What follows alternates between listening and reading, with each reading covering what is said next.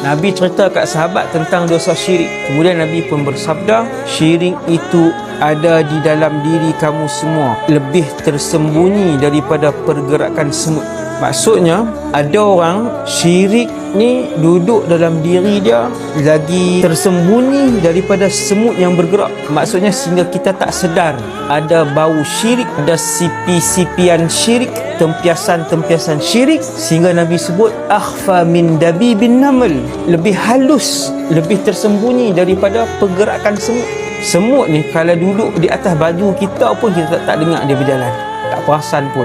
Begitulah halusnya kadangkala syirik ada dalam diri mana-mana umat Nabi SAW.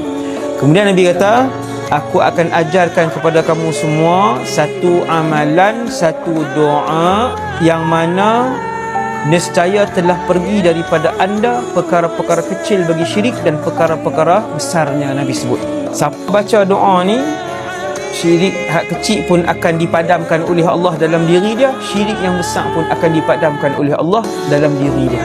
Tuan, amal hak Nabi ajar.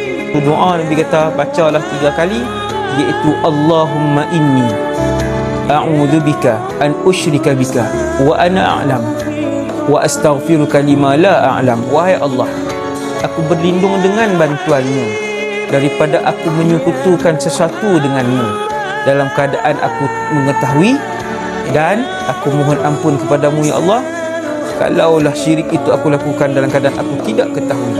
Nabi kata salasa marrat, Nabi sebut 3 kali.